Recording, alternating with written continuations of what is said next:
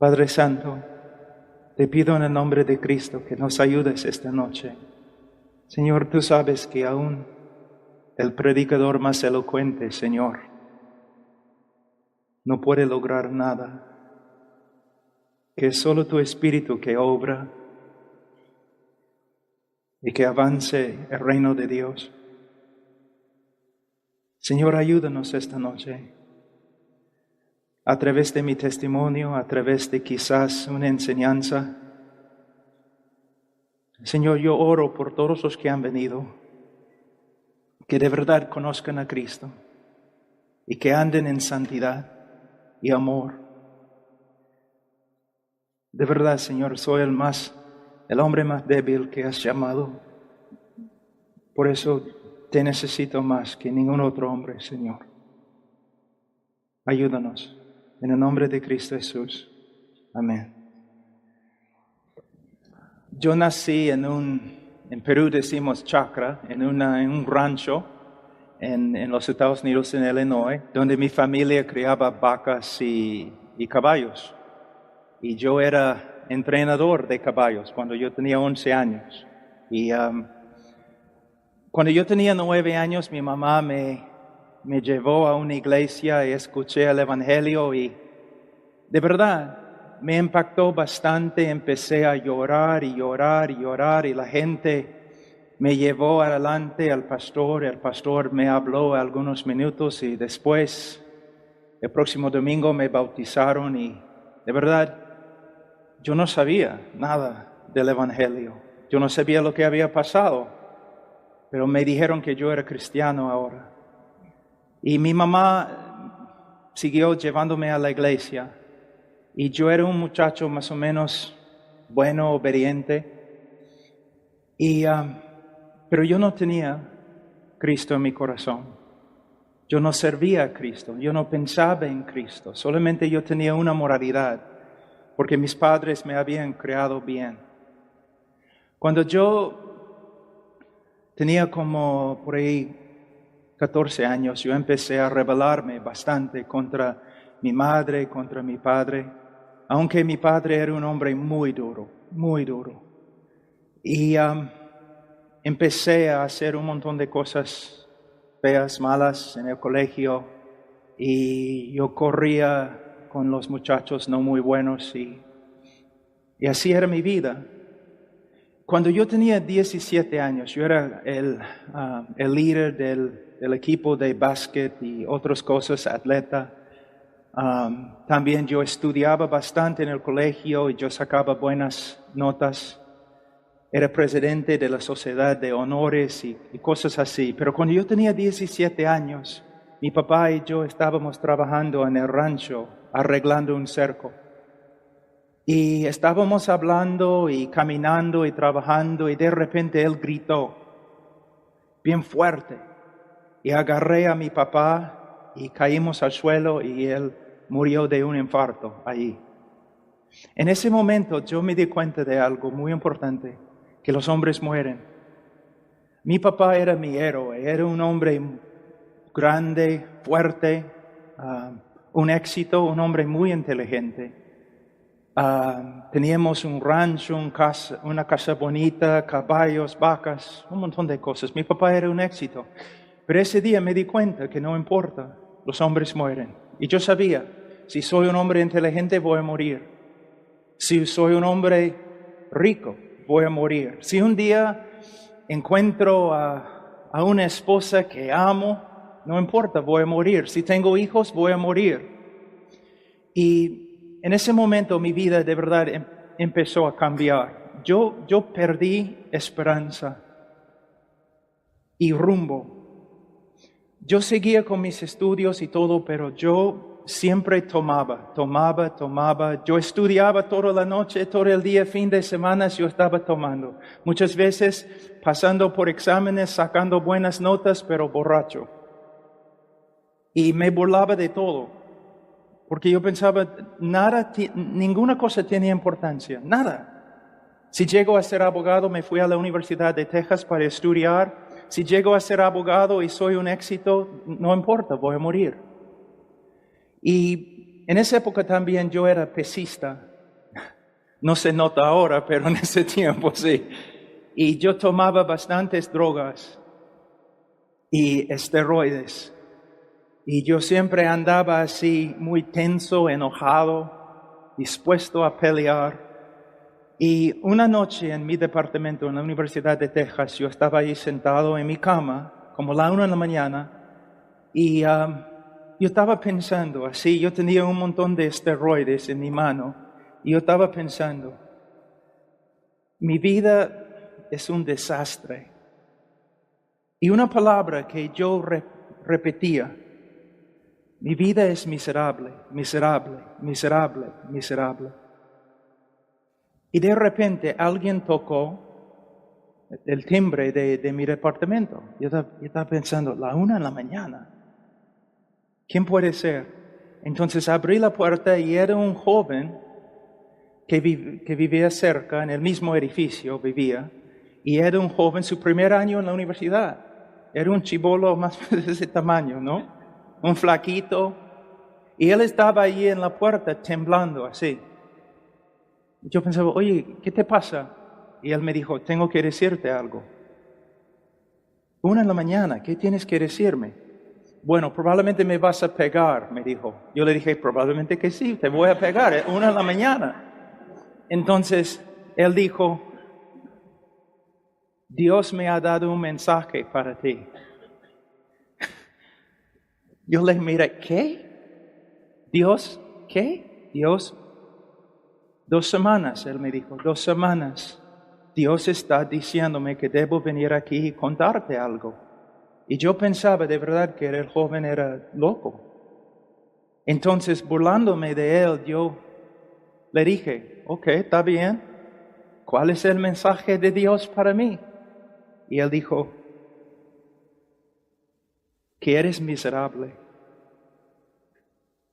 Tu vida es un desastre. Y tú necesitas someter tu vida a Cristo. Entonces yo estaba pensando, pero hace 5 minutos yo estaba ahí en mi cama diciendo lo mismo. Ahora este chico me está diciendo lo mismo. Yo estaba pensando, quizás él estaba escuchando por la pared. Y entonces, él habló conmigo hasta las 4 de la mañana acerca de Cristo. Y yo le di todas las excusas, ¿no? Una parte de mi familia era bautista, otra parte de mi familia católica. Entonces yo le dije, mira, yo conozco la iglesia católica, yo conozco la iglesia bautista, evangélica, todos son hipócritas, tu religión es falsa. Y él me dijo, no estoy hablando de una religión, estoy hablando de una persona. Y su nombre es Jesús de Nazaret. Y tú tienes que tomar una decisión. ¿Quién es? Yo nunca había escuchado a una persona hablando así. Entonces, yo empecé a pensar en lo que él me había dicho. Y como 2, 3 semanas, simplemente pensando de vez en cuando acerca de Jesús, ¿quién es? Y mi mamá había puesto una Biblia, había metido una Biblia en mi maleta, ¿no? Entonces yo estaba buscando por todas mis cosas para tratar de encontrar la Biblia. Entonces encontré la Biblia y abrí la Biblia a Salmo 103, donde dice que el hombre es como el pasto, ¿no? ¿Está aquí un momento? ¿El próximo momento? No. Y todos se olvidan de él cuando muere. Y me enojé porque yo dije, casi la primera vez que yo había orado en años, yo dije, gracias Señor. Yo sé que así es el hombre. Pero ¿cuál es la respuesta? Entonces dejé la Biblia ahí en la cama y salí, hice algunas cosas y regresé. Y luego volví a la Biblia. Vamos a Salmo 103. Dice en versículo 15, el hombre como la hierba son sus días, florece como la flor del campo, que pasó el viento por ella y pereció, y su lugar no la conocerá más. Y yo dije al Señor, Señor, ya, yo sé lo que es el problema, pero ¿cuál es la respuesta? Y cuando volví a leer la Biblia de nuevo, versículo 17, mas la misericordia de Jehová es desde la eternidad y hasta la eternidad sobre los que le temen. Y la palabra eternidad es lo que me agarró, me hizo pensar, eternidad. La cosa que yo estaba buscando, eternidad. Que uno puede vivir para siempre. Que la muerte no tiene la palabra final. Entonces, como brotó dentro de mí una esperanza, caramba, quizás hay algo acá. Entonces empecé a hacer preguntas, ¿no? ¿Pero quién es Jesús? Y empecé a leer el camino, la verdad, la vida. Él que murió por mis pecados. Y yo sabía que yo era un pecador muy grande, una persona horrible. Y un día, algunas semanas después, yo estaba estudiando allí en la biblioteca de la Universidad de Texas y con un equipo que trabajaba conmigo. Nosotros habíamos formado equipos para hacer una competencia, un equipo contra el otro equipo. Yo estaba estudiando para ser abogado en el campo petrolero. Entonces teníamos equipos de estudiantes, una competencia. Entonces yo estaba con mi equipo y estábamos haciendo copias de diferentes mapas y cosas del campo petrolero. Y una chica que estaba en mi equipo se me acercó y me dijo, oye Pablo, este viernes voy a tener una fiesta, tú debes venir. No, todos mis amigos sabían que yo era pecador y que yo tomaba bastante. Pero yo había llegado a tal punto que yo no iba a fiestas ni nada. Solamente viernes, sábado yo iba a una taberna y yo tomaba. Yo no quería hablar con nadie. Entonces ella se me acercó y me dijo, ¿por qué no vienes a mi fiesta? Yo le dije que no voy a ir. Ella dijo, ¿por qué? Y les digo la verdad, yo no, sin pensar, yo le dije, no voy a ir a tu fiesta porque ahora yo creo en Cristo, soy cristiano, soy su discípulo y yo voy a seguir a Cristo. Y ella me miró así. Y todos mis amigos que estaban ahí estaban mirándome así. Y en ese momento es como una luz. Y yo pensé, sí, es exactamente lo que voy a hacer. Yo creo en Cristo. Yo creo en Cristo. Yo creo en Él. Él murió por mí. Él me ama. Yo sé, mis pecados ya no están. Soy salvo, tengo vida eterna. Yo sabía en ese momento que el Señor me había salvado. Entonces yo tenía miedo, porque de verdad yo no sabía cómo interpretar lo que me había pasado. Entonces yo salí de la biblioteca casi corriendo. Y cuando llegué a la puerta de la biblioteca, una chica estaba entrando que era cristiana. Ella había estado orando por mí como seis meses con otros chicos en el mismo departamento donde yo vivía, el edificio. Y ella me miró y me dijo, Pablo, ¿qué te ha pasado? ¿Qué estás diciendo? Tu cara. Entonces me asusté, de verdad me asusté. Yo salí corriendo, yo tenía que buscar al chico que estaba ahí, que me había testificado. Y le encontré en el edificio donde yo vivía. Y yo le dije, Mike, no sé lo que me ha pasado. Y él dijo, ¿qué? Lo único que sé es que yo creo en Cristo. Mis pecados son perdonados. Yo no soy el mismo hombre. Yo no soy el mismo hombre. Yo no soy Pablo Washer. Explícame. ¿Qué me ha pasado? Entonces me llevó a un alumno, a un estudiante ahí en la universidad que le estaba discipulando, un texano bien grande. Y él habló con el texano y dijo, oye, Pablo tiene algo que quiere decirte. Y él me dijo, ¿Qué, Pablo? Mira, yo no sé lo que me había pasado. Yo estaba en la biblioteca. En un momento yo no estaba creyendo en Cristo. Otro momento estoy creyendo en Cristo. Yo sé que me has salvado y que Pero lo que me asusta es que yo sé que no soy el mismo hombre de antes. ¿Qué me ha pasado? Y el texano me dijo, tú has renacido. Entonces yo le pregunté, ¿y qué significa esto? Y él empezó a explicarme las escrituras y me compraron una Biblia.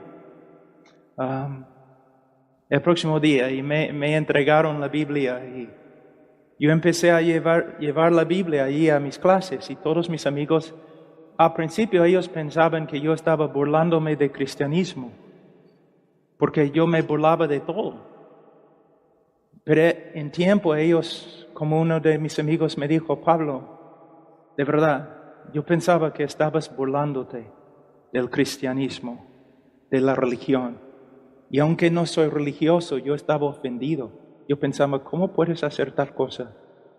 Pero ahora entiendo. De verdad, tú lo crees, ¿no? Sí, lo creo. Y el primer día después de convertirme, el próximo día, yo estaba pasando por la universidad y había un lugar allí donde todos podían predicar, ¿no? Y yo pasaba por allí y había un grupo de gente muy grande y un hombre predicándoles. Entonces yo estaba ahí escuchando, pero él estaba predicando contra Cristo, que Cristo era falso, que la ética, ¿no?, cristiana era falsa.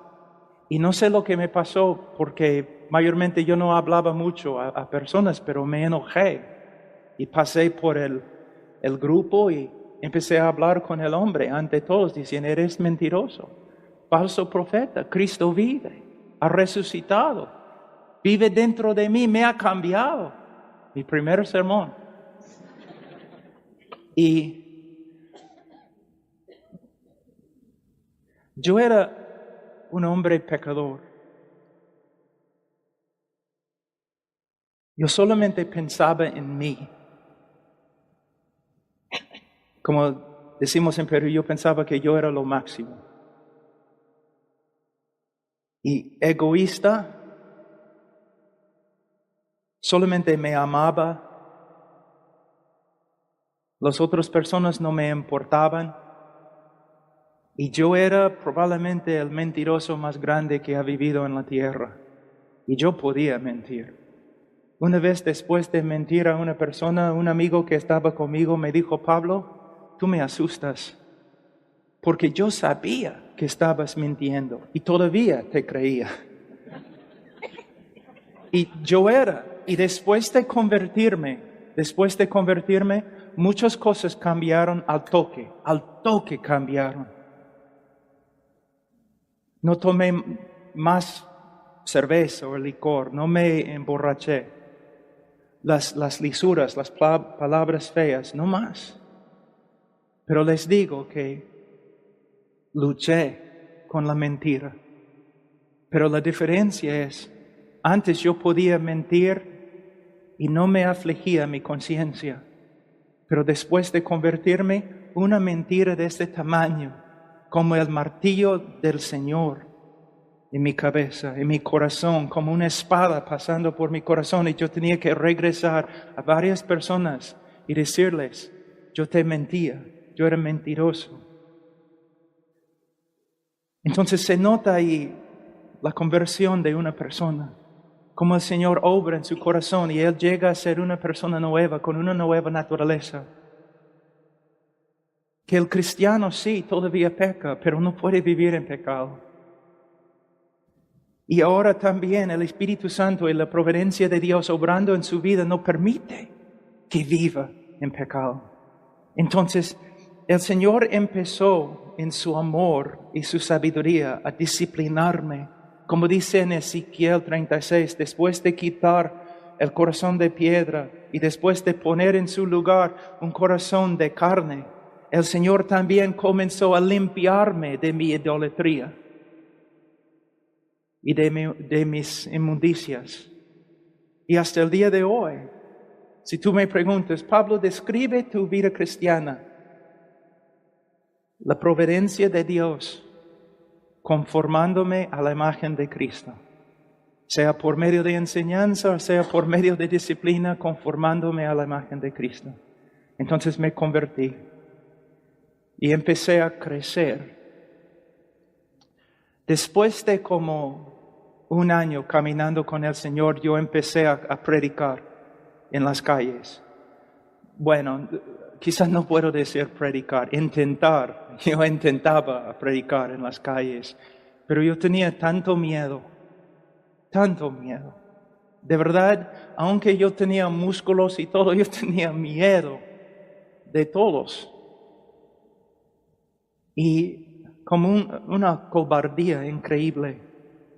A veces yo iba a lugares donde todos los estudiantes estaban tomando y todo, y caminaba toda la noche en la calle sin entregar un folleto porque yo tenía tanto miedo.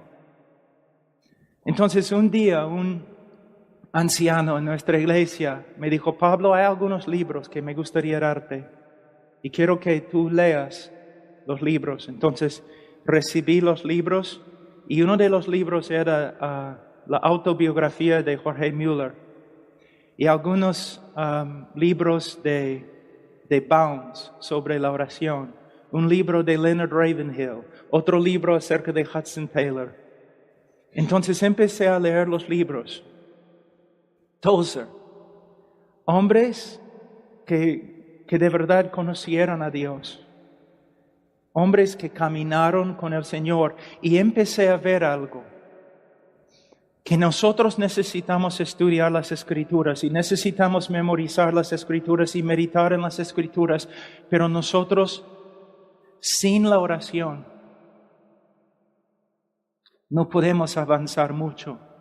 En el día de hoy, muchos hablan en el día de hoy de la importancia de la teología, y es cierto, la doctrina es esencial, es el fundamento, necesitamos la buena doctrina, pero la vida es más que doctrina.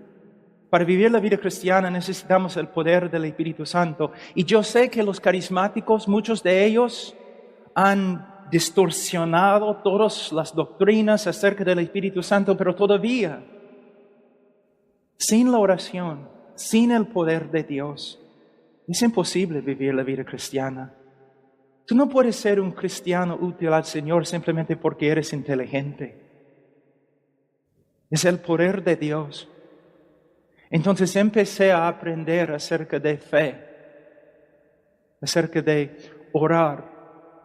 Y algo sucedió en mi vida, es parte de mi testimonio, una parte muy importante, que da miedo a algunas personas que escuchan mi testimonio, pero voy a compartir con ustedes. Que empecé a tener una hambre. Yo quería conocer a Dios. Cuando yo estudiaba los hombres, Spurgeon, Tozer, Jorge Müller, eran hombres muy diferentes, pero tenían una cosa en común. Todos eran hombres de oración. Todos hablan bastante de Spurgeon, el predicador más grande, ¿no?, desde los apóstoles. Estoy de acuerdo. Pero ¿sabes lo que Spurgeon dijo? Para él dijo, en vez de enseñar a 10 hombres cómo predicar, me gustaría enseñar a un hombre cómo orar. Entonces el Señor me llenó con una hambre grande y empecé a buscar al Señor. Pero era algo muy raro. Yo estudiaba en la universidad, yo trabajaba después de las clases, yo llegaba a la casa más o menos las 11. Entre las 11 como las 2 y 3 de la mañana yo oraba. Y mi oración yo no oraba por China, yo no oraba por dones, yo simplemente, Señor, quiero conocerte. Yo no tengo fuerza. Cuando intento predicar, nadie me escucha, tengo miedo. Mi mente, bastante confusión cuando trato de formar las palabras correctas. Pero no estoy buscándote porque quiero tener un ministerio. Yo quiero conocerte. Yo quiero que sea algo más que lo intelectual. Que de verdad que quiero conocerte, tu presencia, que sea una realidad en mi vida. No solamente una doctrina que estudio, pero una realidad en mi vida. Entonces día tras día, tras día, tras día, orando y orando y orando y orando. Y después de meses, una noche,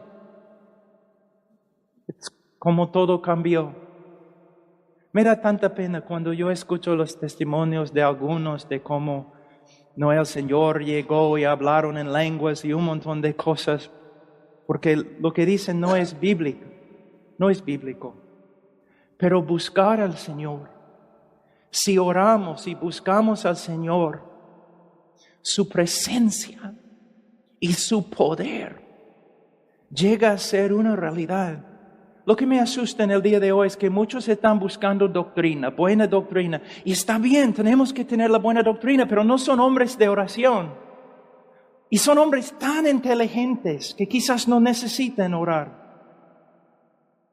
Hombres tan diestros en la doctrina y en la exposición y todo, y pueden dividir todo perfectamente. Pero ¿dónde está el poder para ver personas convertidas? Entonces, orando y orando y orando, y empecé a ver que la guerra no se gana por medio de el intelecto, no se gana por medio de la elocuencia, sino por medio del poder de Dios. La conversión de una persona es imposible, ¿se dan cuenta? Son huesos secos, muy secos, sin vida. Cada conversión es una obra sobrenatural de Dios, por medio del Espíritu de Dios, una manifestación del poder de Dios. Entonces yo me di cuenta que no soy el hombre más inteligente, no soy el hombre más elocuente, no puedo ordenar las cosas muchas veces en mi propia cabeza, pero cada hombre puede orar. Cada mujer puede orar. Y no importa cuál sea el obstáculo en nuestra vida, el Señor puede vencer el obstáculo por medio de la oración. Por medio de la oración. Algunos de ustedes han venido aquí porque han escuchado mis prédicas en YouTube. Pero ¿se dan cuenta que yo no soy el hombre más inteligente? Se nota fácilmente, ¿no? O elocuente. Algunas personas después de conocerme, ¿saben lo que dicen? De verdad, me han dicho miles de veces: Pablo, después de estar contigo, ¿no? Algunas horas, yo no entiendo. Porque yo no veo nada especial. Claro. Mira, ¿sabe lo que mi deseo para ustedes? Es que reconozcan la imposibilidad de la vida cristiana, que reconozcan la imposibilidad del ministerio y que se dediquen a una vida de oración. Algunos de ustedes que son predicadores o van a ser predicadores, tantas palabras, tantos sermones. Pero tengo una pregunta. ¿Hay manifestaciones del poder de Dios? Algunos de ustedes que no son predicadores son padres, son madres, esposos. Hay conflictos, hay problemas. Pueden recibir consejos, un montón de cosas, pero si solamente pudieran aprender a ponerse de rodillas y buscar al Señor, no 10 minutos, no 15 minutos, no una hora, sino hasta que el Señor se levante y obre y solucione el problema. La oración. Cuando fui al Perú, después de predicar allí algunos meses, yo salí no de un seminario como lo que ustedes tienen acá. Yo salí de un seminario más o menos liberal. Y yo, de ninguna manera, yo estaba preparado para ir al campo misionero. Y empecé a predicar. El Señor de verdad me usó, personas se convirtieron. Pero yo podía ver también que había problemas con el evangelio que yo predicaba, con mi manera de tratar a las personas que venían a mí, mi capacidad de aconsejar y todo, que de verdad, aunque yo sabía muy bien griego y hebreo, yo no había estudiado la Biblia mucho. Entonces empecé a estudiar la Biblia en Perú. Y por medio de simplemente dedicarme al estudio de la Biblia, yo empecé a ver algo, que no solamente la Biblia es inspirada, sino la Biblia también es suficiente. Que todo lo que necesitamos para la vida cristiana y todo lo que necesitamos para el ministerio se encuentra en las Escrituras. No la psicología, no la sociología, sino la Biblia. Y mientras yo estaba estudiando la Biblia, algo me sucedió también. Yo empecé a ver algo. Que la necesidad más grande en el cristianismo es un conocimiento verdadero y bíblico acerca de Dios. ¿Quién es Dios? Y un conocimiento bíblico acerca de quién es el hombre. Y un conocimiento bíblico acerca de lo que Dios ha hecho por nosotros en la persona y obra de Jesucristo en la cruz del Calvario. Y entender las doctrinas de las Escrituras y por medio de ellas andar de una manera que agrada a Dios. Tengo una pregunta para ustedes. Eso es lo que siempre digo a los jóvenes que han salido de los seminarios o las universidades bíblicas. ¿Cuánto tiempo, cristiano, cuánto tiempo has estudiado la doctrina de Dios? ¿Cuánto tiempo has estudiado los atributos de Dios? Muchos de ustedes están pensando, mirando así, casi nunca. ¿Cuál es el conocimiento más importante del cristiano? El conocimiento de la persona de Dios. Un joven va a una universidad bíblica, a un instituto bíblico. Mayormente, 2 semanas, 3 semanas, 2 meses estudiando los atributos de Dios y nada más. Va al seminario, estudia quizás 4 meses los atributos de Dios, casi nada más. Saca su PhD y muchas veces no estudia mucho acerca de la doctrina de Dios y va a su iglesia, casi nunca predica sobre los atributos de Dios. ¿Cuál es el problema en la iglesia? El pueblo de Dios es ignorante de la persona de Dios y sus obras. Algunos de ustedes, mira, se dan cuenta de que deben amar a Dios más que aman a Dios, ¿no es cierto? Cuando un predicador te dice que debes amar a Dios más, tú debes responder así: está bien, enséñame cómo. Y vas a ver la cara del pastor, ¿no? ¿Qué hago? ¿Cómo puedes crecer en el amor de Dios? ¿Cómo? Todos nosotros nos damos cuenta que debemos crecer en el amor de Dios, pero ¿cómo? Bueno, yo les voy a dar la respuesta. Yo soy casado ahora 21 años con mi esposa, Charo. Yo la amo mucho más ahora que cuando nos casamos. ¿Por qué? Porque yo conozco más de sus virtudes. Y sus virtudes me animan a amarla más. Lo que puedo ver de ella resulta en más amor en mi corazón por ella. Entonces, ¿cómo puedes amar a Dios más? Por medio de conocer las virtudes de Dios. Por medio de crecer en tu conocimiento de Él. Y mientras creces en el amor de Dios, mientras creces en el conocimiento de Dios, vas a crecer también en tu amor por Dios. Entonces, ¿cuál es nuestra necesidad? Conocimiento estudiando la doctrina, estudiando las Escrituras, estudiando la persona de Dios, la obra de Cristo, la revelación más grande de Dios a través de Cristo, y viviendo de rodillas, viviendo en oración. Ahora tengo algún tiempo todavía y les voy a, en vez de compartir mi testimonio, les voy a enseñar de las Escrituras.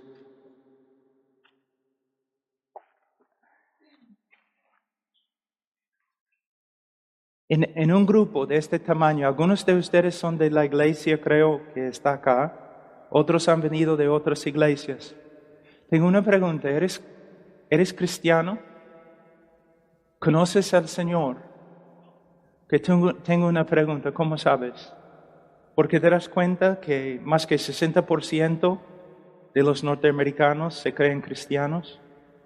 Entonces, ¿cómo sabes que eres cristiano? ¿Te das cuenta que muchas personas en el día de hoy se creen cristianos porque una vez en su vida oraron una oración pidiendo que Cristo entrara en su corazón y ahora piensan que son cristianos? ¿Cuál es la base de tu confianza de que eres cristiano? Ahora vamos a ver en las Escrituras. Vamos a ir a 1 de Juan capítulo 5. Él dice en 1 de Juan capítulo 5, versículo 13, estas cosas os he escrito a vosotros que creéis en el nombre del Hijo de Dios, para que sepáis que tenéis vida eterna y para que creáis en el nombre del Hijo de Dios. Ahora, en el Evangelio de Juan, Él nos dice el propósito de lo que escribió, para que todos creyeran en Cristo, que Él es el Salvador del mundo, el Hijo de Dios. Ahora Él nos dice por qué ha escrito 1 de Juan. Para dar confianza o seguridad de salvación a los que de verdad creen. Ahora, ¿cómo va a hacerlo? Va a hacerlo por medio de darnos varias pruebas. Y nosotros podemos comparar nuestras vidas a lo que Juan ha escrito acá para ver si de verdad tenemos vida eterna. Esta noche no tenemos tiempo para estudiar todo el libro, pero vamos a pasar por algunas pruebas muy importantes. Juan va a darnos algunas características de lo que es un cristiano verdadero y tú debes comparar tu vida a lo que Juan dice. Vamos a empezar en capítulo 1.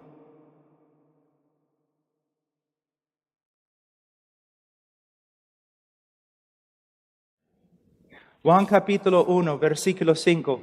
Este es el mensaje que hemos oído de Él y os anunciamos. Dios es luz y no hay ninguna tinieblas en Él. Si decimos que tenemos comunión con Él y andamos en tinieblas, mentimos y no practicamos la verdad. Pero si andamos en luz como Él está en luz, tenemos comunión unos con otros y la sangre de Cristo, su Hijo, nos limpia de todo pecado. Ahora, Él dice Dios es luz. ¿Qué significa? Muchos cuando leen este texto piensan automáticamente, bueno, significa que Dios no peca, que Dios es santo. Y la idea se encuentra allí, pero yo quiero que tú pienses en otra cosa. Cuando Él está hablando de luz, Él está hablando también de la revelación de Dios. ¿Cómo? Es muy posible que había un grupo de falsos profetas que habían entrado en la iglesia y ellos estaban enseñando que Dios era más o menos esotérico, que Él era oscuro, escondido, que nadie podía conocer a Dios o conocer su voluntad. Que solamente los maestros, super espirituales, los falsos profetas tenían la respuesta de quién es Dios, pero el cristiano común y corriente no podía saber. Y Juan está diciendo algo muy importante, que no, es una mentira. Dios es luz. Dios se ha revelado a nosotros. Dios nos ha mostrado quién es y también nos ha mostrado su voluntad. Entonces, ¿qué significa? Versículo 5. Este es el mensaje que nos hemos oído de Él y os anunciamos. Dios es luz y no hay ninguna tinieblas en Él. Si decimos que tenemos comunión con Él, si decimos que somos cristianos, si decimos que tenemos vida eterna, si decimos que somos hijos de Dios, y andamos en tinieblas, mentimos y no practicamos la verdad. Entonces, ¿qué está diciendo? Primeramente necesitamos ver la palabra andar. En el griego peripateo significa caminar por todos lados, ¿no? Y él está diciendo básicamente así: si nosotros decimos que somos cristianos y caminamos dentro de la revelación que Dios nos ha dado acerca de Él y su voluntad, entonces hay evidencia que de verdad que somos cristianos. Pero si nosotros decimos que somos cristianos y vivimos una vida que contradice lo que Dios ha dicho acerca de su naturaleza, sus atributos y su voluntad, entonces nosotros mentimos cuando decimos que somos cristianos. Es muy importante entender la palabra andar. ¿Por qué? Vamos a decir que tú me odias y tú quieres probar a todo el mundo que no soy cristiano. Entonces tú estás detrás de mí con una cámara de fotografía, ¿no? Y un día tú me ves saliendo de mi casa enojado, yo pateo el gato, grito, y en este momento tú vas así, ¡pah!, y tomas la foto. Y luego tú muestras la foto a todos en el internet diciendo, ve, allá ves, Pablo Washer no es cristiano. ¿Puedes ver su pecado? Pero de verdad no es lo que has hecho. No es evidencia de nada. Tú simplemente has tomado una foto de un momento en mi vida que no demuestra si soy cristiano o no soy cristiano. Pero si tú me sigues todos los días con una cámara de video, todos los días, un año, mostrando toda mi vida en casa, mi vida en la iglesia, mi vida privada, ahí sí se nota mi estilo de vida. Y Juan está hablando de un estilo de vida. Entonces mi pregunta para ti esta noche es, ¿cómo es tu estilo de vida? ¿Tú estás viviendo de acuerdo con lo que Dios nos ha mostrado acerca de sí mismo y su voluntad? ¿O tú vives de una manera que contradice lo que Dios nos ha dicho acerca de su persona y su voluntad? ¿Cómo vives? Tu estilo de vida. Si comparo tu vida con la vida de un incrédulo, ¿voy a ver una diferencia? Juan dice que los cristianos verdaderos van a tener un estilo de vida que demuestra que están caminando en la revelación de Dios. Aquí es un problema. Si tú dices, bueno, yo no sé porque nunca leo la Biblia. Juan va a hablar de esto en algunos minutos, en el capítulo 2. Pero la primera característica de un creyente es, él camina. Su estilo de vida se conforma a lo que Dios nos ha mostrado acerca de su persona, es santo, y acerca de su voluntad. ¿Cómo andas tú? No me importa lo que digas con la boca, ¿cómo andas tú? Ahora, la segunda característica, versículo 8. Si decimos que no tenemos pecado, nos engañamos a nosotros mismos y la verdad no está en nosotros. Si confesamos nuestros pecados, Él es fiel y justo para perdonar nuestros pecados y limpiarnos de toda maldad. Si decimos que no hemos pecado, le hacemos a Él mentiroso y su palabra no está en nosotros. ¿Qué significa? Bueno, una de las características principales de un cristiano verdadero es que él reconoce el pecado en su vida, confiesa su pecado y se arrepiente de su pecado. Es lo que Cristo quería decir cuando Él dijo, bienaventurados los que lloren, los que reconocen su pecado. ¿Qué significa confesión? Confesión proviene de la palabra griega homologeo. ¿Y qué significa? Significa hablar la misma cosa. Entonces, ¿qué significa? Soy un creyente, estoy leyendo las Escrituras y yo veo algo en las Escrituras que me contradice, que demuestra mi pecado, Quizás mi impaciencia con mi esposa, mi enojo con mis hijos. La Escritura me muestra. O un hermano viene a mí y me dice, Pablo, yo estoy observando tu vida y yo puedo ver que tienes impaciencia con tu esposa. O simplemente el Espíritu Santo, ¿no? Impresiona mi corazón, me habla a través de las Escrituras. Pablo, has pecado. Eres impaciente. Confesiones cuando yo hablo lo mismo. Confesiones cuando yo digo, Señor, lo que tú dices acerca de mí es verdad. Y no doy ninguna excusa. Lo que tú dices de mí es verdad. Una de las características principales del creyente es que él reconoce su pecado. Él confiesa su pecado. Él se arrepiente de su pecado. Y la vida cristiana es como, creo que la palabra en español, una paradoja, en que de una forma somos un pueblo que llora, pero a la vez somos el pueblo más alegre del mundo. ¿Y cómo puede ser?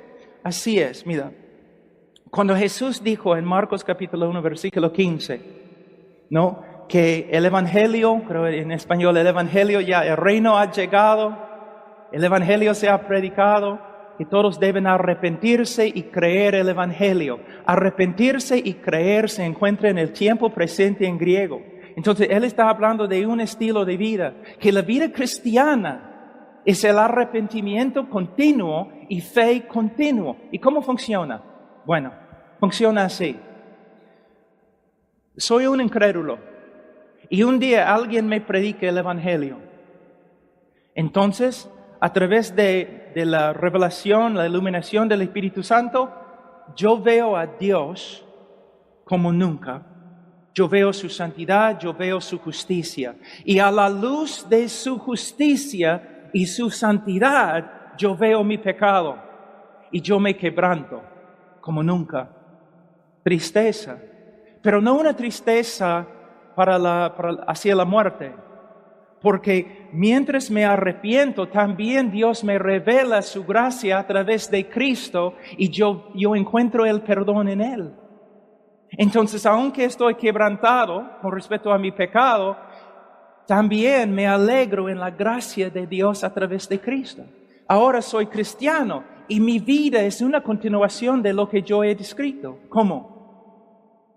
Mientras estoy creciendo como un creyente, yo estoy viendo más y más de quién es Dios, más y más de su santidad, de su justicia.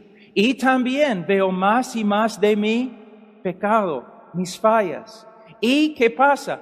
Mi quebrantamiento es más y más profundo, pero a la vez estoy viendo más y más de la gracia de Dios. ¿Y qué pasa?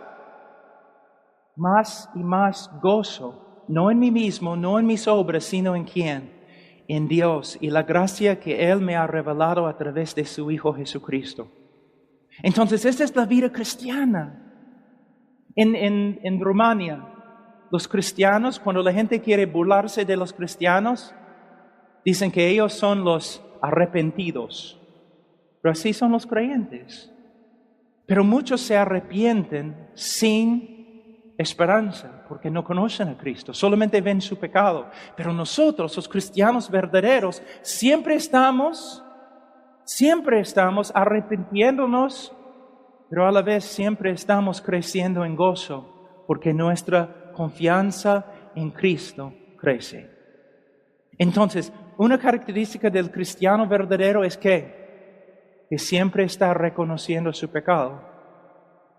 Siempre está confesando su pecado. Ahora vamos a otra característica. Capítulo 2, versículo 3. En esto sabemos que nosotros le conocemos y guardamos sus mandamientos. Mira lo que está diciendo. ¿Cómo sabemos que somos creyentes? Porque guardamos sus mandamientos. Ahora quizás estás pensando, entonces Pablo, ninguna persona puede tener esperanza porque todos nosotros fallamos en la obediencia. Pero tienen que darse cuenta de nuevo que él está hablando de ¿qué? Un estilo de vida. Voy a explicarlo así. Muchas personas vienen a mí diciendo, Pablo, yo tengo una nueva relación con Dios. Entonces yo siempre les pregunto, entonces ¿tienes una nueva relación con el pecado? Porque si no tienes una nueva relación con el pecado, si tu relación con el pecado no ha cambiado, tu relación con Dios no ha cambiado. También les pregunto, tú dices que tienes una nueva relación con Dios, gloria a Dios, pero ¿tienes una nueva relación con sus mandamientos?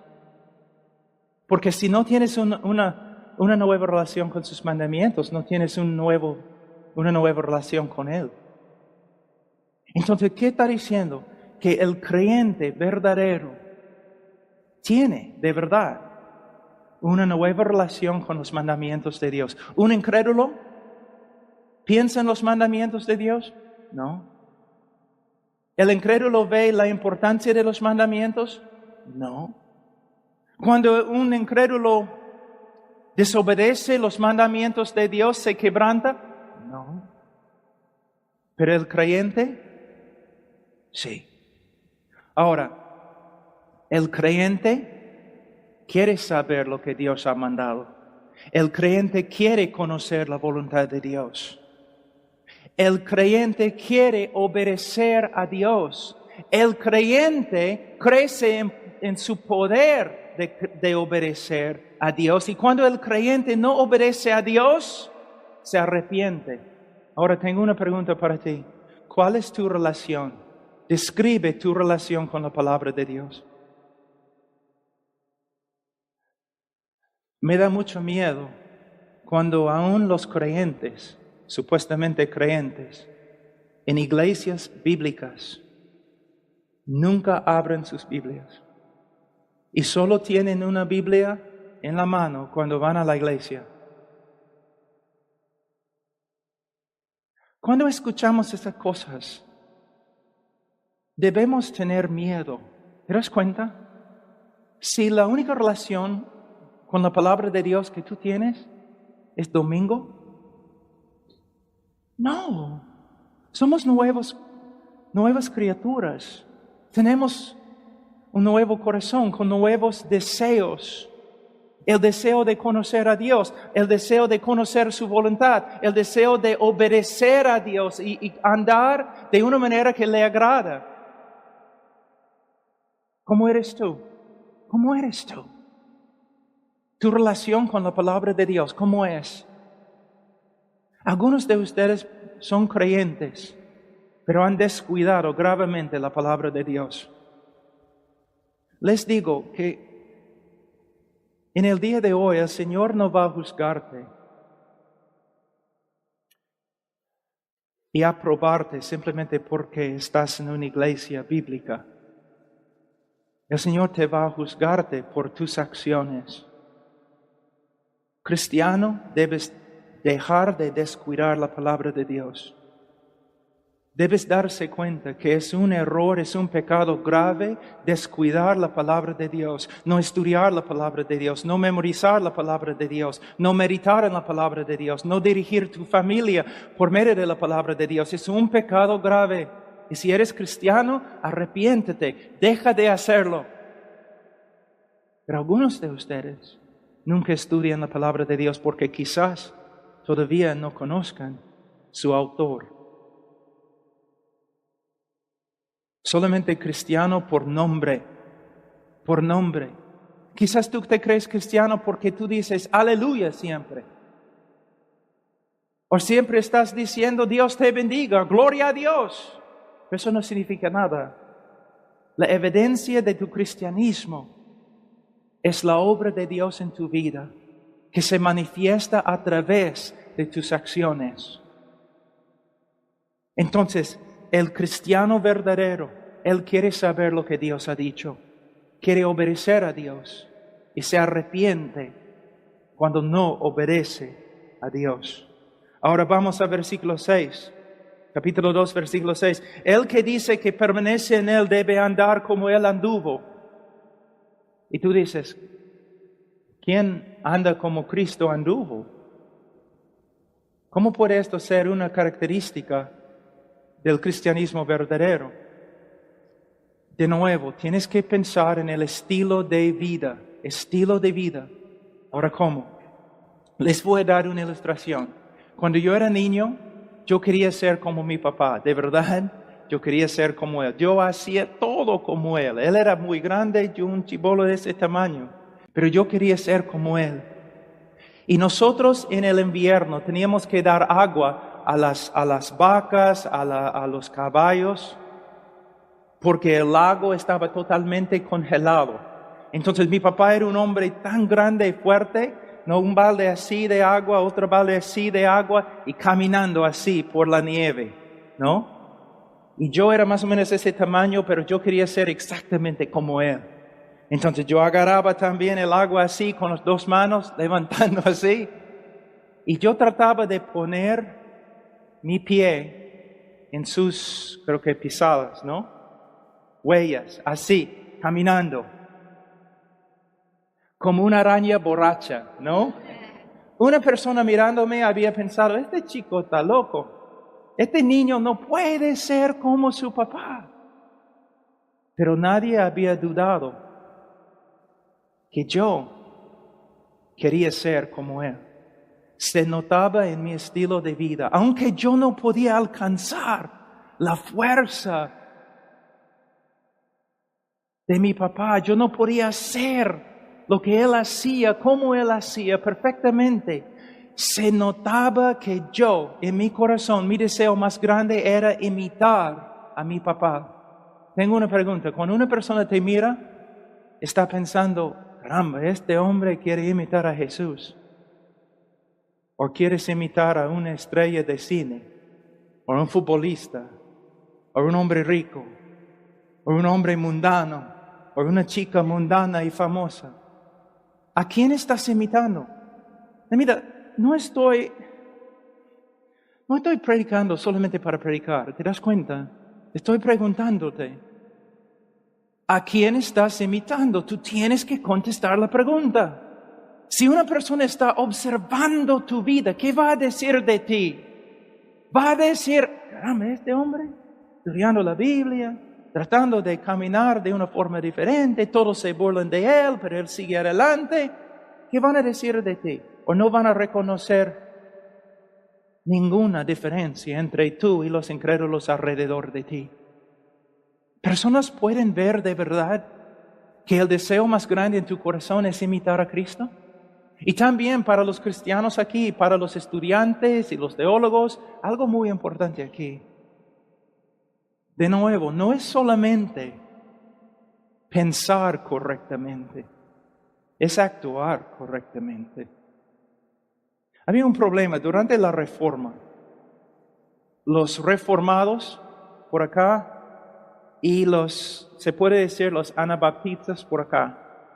Los reformadores solamente estaban pensando en credos y doctrinas correctas y a veces no estaban pensando en su comportamiento. Muchos de los anabautistas no pensaban bien en la teología para nada, pero estaban tratando de imitar a Cristo. En tiempo, estos hombres, algunos tenían conocimiento, pero no tenían vida. En tiempo, estos hombres, algunos llegaron a ser legalistas, tratando de imitar a Cristo sin la gracia de Dios. Nosotros como cristianos debemos ser personas que estudian bien la doctrina, pero también con la meta de imitar a Cristo, de ser como Él, y especialmente con las personas más cercanas. Yo puedo ser muy piadoso ante ustedes, pero ante mi esposa es otra cosa. Después de 30 años de ser cristiano, yo amo la teología, yo leo la teología, pero mi meta más grande, yo leo la teología para que yo pueda imitar mejor a Jesucristo, su carácter. Ahora, una pregunta, tu estilo de vida, ¿a quién estás imitando? ¿A quién? Ahora vamos a otra característica de un cristiano, quizás la característica más importante. Dice en capítulo 2, versículo 8, o versículo 7, hermanos, no os escribo mandamiento nuevo, sino el mandamiento antiguo que habéis tenido desde el principio. Este mandamiento antiguo es la palabra que habéis oído desde el principio. Sin embargo, os escribo un mandamiento nuevo que es verdadero en él y en vosotros, porque las tinieblas van pasando y la luz verdadera ya alumbra. Juan, ¿qué estás diciendo? ¿Estás escribiendo un mandamiento antiguo? ¿Y no estás escribiendo un mandamiento antiguo? ¿Es antiguo? ¿Es nuevo? ¿Qué estás diciendo, Juan? Básicamente, él va a hablar del mandamiento de amar. Y lo que él está diciendo es, este mandamiento ha existido desde el comienzo. Podemos ver el amor de Dios desde el comienzo de las Escrituras, especialmente en el libro de Deuteronomio. Es un mandamiento antiguo, entonces, pero también es un mandamiento nuevo. ¿Cómo? Una nueva revelación de Dios a través de la persona y obra de Cristo. Dios siempre nos ha dicho que debemos amar, pero con la llegada del Mesías, con la llegada de Cristo, con la luz que venía con Él, ahora podemos ver el amor de Dios y el amor que nosotros debemos imitar en una luz totalmente diferente, más grande, más superior. Cristo nos ha mostrado de verdad cómo debemos amar. Ahora Él dice, versículo 9, el que dice que está en la luz y aborrece a su hermano está todavía en tinieblas.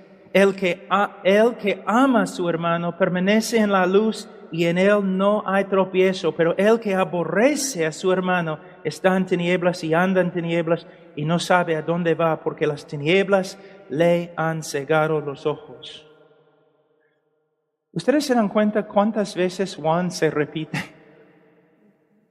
¿Por qué? Cuando un judío quiere enfatizar algo, aunque esté escribiendo en griego, él se repite. Él está diciendo, escúchame, si tú dices que amas a Dios, pero aborreces a tu hermano, tú no amas a Dios. Si tú amas a tu hermano, es evidencia que amas a Dios. Now, la pregunta es, ¿quién es nuestro hermano? El fariseo preguntó, ¿no? El escriba, el abogado preguntó, ¿quién es mi prójimo? Bueno, en ese momento Jesús estaba diciendo todos. Pero aquí cuando Juan dice hermano, él está hablando específicamente acerca de otros cristianos. Una de las evidencias más grandes del cristianismo verdadero es que tú amas a los otros creyentes. Tú quieres estar con ellos.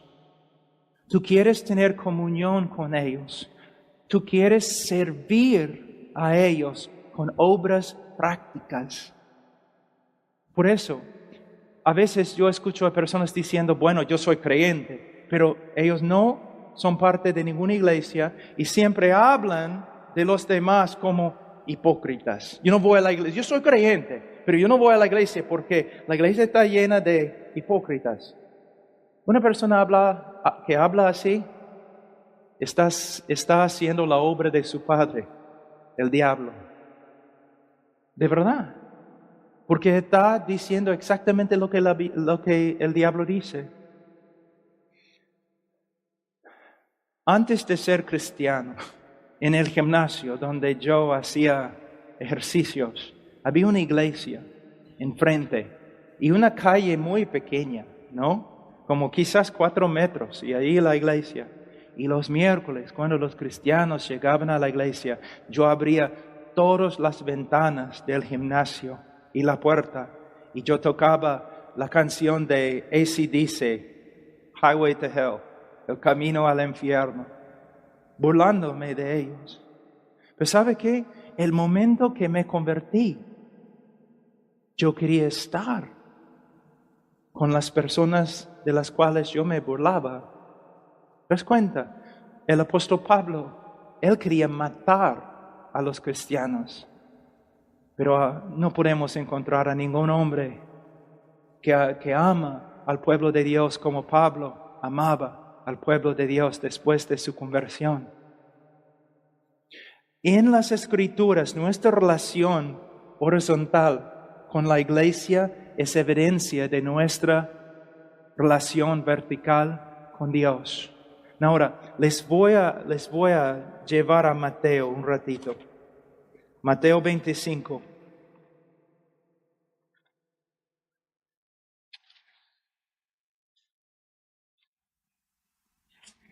El juicio de las naciones.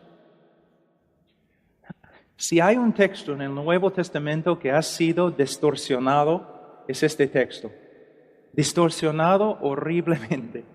Vamos a leer. Versículo 31. Cuando el Hijo del Hombre venga, capítulo 25, Mateo, versículo 31. Cuando el Hijo del Hombre venga en su gloria y todos sus santos ángeles con él, entonces se sentará en su trono de gloria y será reunidas delante de él todas las naciones y apartará los unos de los otros como aparta el pastor las ovejas de los cabritos, y pondrá las ovejas a su derecha y a los cabritos a su izquierda. Entonces el rey dirá a los de su derecha: venid, benditos de mi Padre, heredad el reino preparado para vosotros desde la fundación del mundo, porque tuve hambre y me diste de comer, tuve sed y me diste de beber, fui forastero y me recogiste, estuve desnudo y me cubriste, enfermo y me visitaste, en la cárcel y viniste a mí. Entonces los justos le responderán diciendo: Señor, ¿cuándo te venimos hambriento y te sustentamos, o sediento y te dimos de beber? ¿Y cuando te vimos forastero y te recogimos, o desnudo y te cubrimos? ¿O cuando te venimos enfermo y en la cárcel y venimos a ti? Y respondiendo el rey les dirá: de cierto os digo que en cuanto lo hiciste a unos de estos mis hermanos más pequeños, a mí lo hiciste. ¿Cómo ha distorsionado este texto el mundo evangélico? Por medio de decir lo siguiente: usando este texto para probar que debemos tener ministerios de evangelismo en la cárcel. Usando este texto para decir que debemos hacer obras sociales, dando ropa a los pobres, comida a los que no tienen comida. Hermanos, como cristianos debemos hacer eso, pero no es lo que este texto significa. ¿Qué significa? Cristo no está diciendo: yo era un asesino en la cárcel y no viniste a visitarme. No está diciendo eso. Entonces, ¿qué está diciendo? Les voy a dar una ilustración. Vamos a decir que estamos en la ciudad de Roma hace casi 2000 años. Somos una iglesia y estamos reuniéndonos en un lugar escondido en el bosque, fuera de Roma, ¿ya? Entonces, estamos allí cantando, adorando al Señor, pero el culto termina y cada uno de nosotros regresa a su casa en la ciudad de Roma, tomando diferentes caminos, porque nosotros sabemos que es una cosa ilegal que estamos haciendo. ¿Se dan cuenta? Entonces, tú vas a tu casa y como a las 4 de la mañana, alguien empieza a tocar la puerta así, violentamente. Tú abres la puerta y es un hermanito asustado. Tú dices: hermano, ¿qué pasa? Mira, cuando estábamos regresando, 2 de los hermanos fueron capturados por los soldados y fueron llevados a la cárcel allí en Roma. Entonces tenemos que hacer algo. Entonces toda la iglesia regresa inmediatamente al bosque, están ahí reunidos. Entonces un pastor se levanta y dice: hermanos, 2 de nuestros hermanos han sido llevados a la cárcel, seguramente pegados. Ahora están allí desnudos, no tienen comida, no tienen medicina, no tienen nada. Tenemos que hacer algo. Entonces un joven se levanta y él dice: pero pastor, yo voy. Y un anciano se levanta y dice: joven, un ratito, tú no entiendes. Si tú llevas cosas, si tú vas y tú ministras a los hermanos en la cárcel, los soldados también te van a reconocer, te van a pegar. Te van a quitar la ropa, te van a meter de nuevo con ellos en la cárcel. Entonces, el joven dice: pero tenemos que hacer algo. Y el anciano dice: por supuesto, tenemos que hacer algo. Ahora, yo soy anciano, tengo muchos años, yo quiero llevar las cosas. Y otro anciano en la iglesia, un hombre muy viejo, y dice: yo también, yo voy a ir, mis hijos ya son grandes, yo voy a llevar la ropa, la medicina. De repente, un grupo en la iglesia se levanta, dice, esa es una tontería. Ustedes no pueden ir allí porque ustedes van allí, también van a venir y capturar a todos nosotros. Ustedes son fanáticos. Mira, no, están allí, no hay ninguna cosa que podemos hacer. Y el anciano dice, no, tenemos que ir a los mandamientos de Cristo. Y el grupo dice, ustedes ya estamos hartos. Ustedes son fanáticos. Nosotros vamos a dejar esta congregación. Renuncian su fe, renuncian la congregación y se van, regresan a Roma.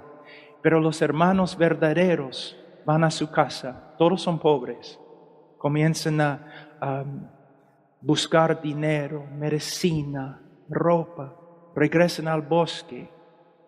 2 o 3 hombres ya han decidido ir. Los hermanos oren por ellos y ellos van a la cárcel. Es lo que Jesús está diciendo acá.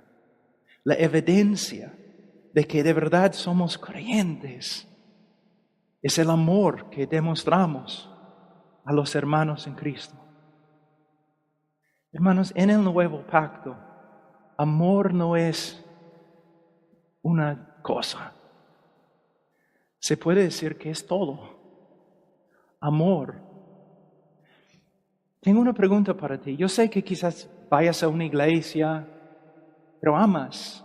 Tú dices, sí, en mi corazón. No estoy hablando de tu corazón, estoy hablando de tus manos, tus pies, tus acciones. ¿Cómo estás sirviendo al pueblo de Dios? ¿Solamente vas a la iglesia para escuchar sermones bonitos? ¿Solamente vas para recibir? ¿Eres como una esponja? ¿Sabe qué? Una de las características de una persona reprobada, según Romanos capítulo 3, es que la persona es inútil. El Señor no puede usar esta persona para edificar su iglesia, para ayudar a los otros cristianos. Mira, piensa, no estoy aquí para dar una lectura. Piensa, estoy hablando contigo, piensa. Las características que hemos descrito aquí esta noche, ¿se encuentran en tu vida? ¿Y cómo? ¿Y a qué grado? ¿Eres cristiano? Ahora, se puede, y no tengo obviamente tiempo, pero se puede pasar por todo el libro de Primero de Juan. Y allí encontramos característica después de característica. Pero vamos a terminar con una característica muy rápido, porque es importantísimo. Primero de Juan.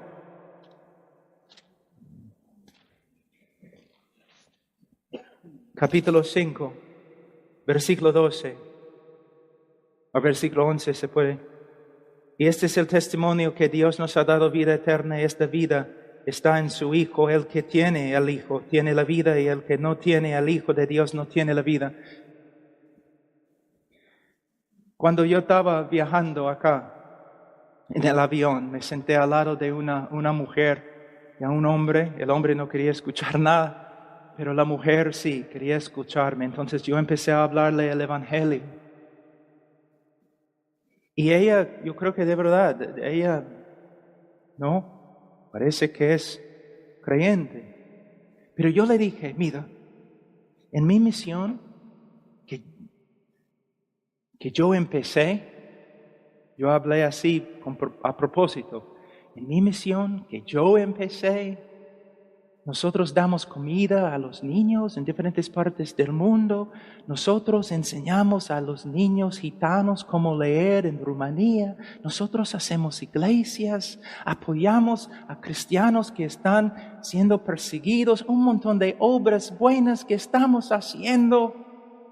Y entonces le dije, y si yo muriera ahora, yo iría al cielo. Pero no por causa de las cosas que mencioné. Yo voy a ir al cielo porque hace 2000 años el Hijo de Dios derramó su sangre por mí. Es el Hijo. Es el Hijo.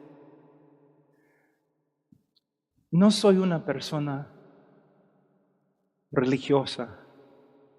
Y yo vengo de rancho, no tengo mucha cultura.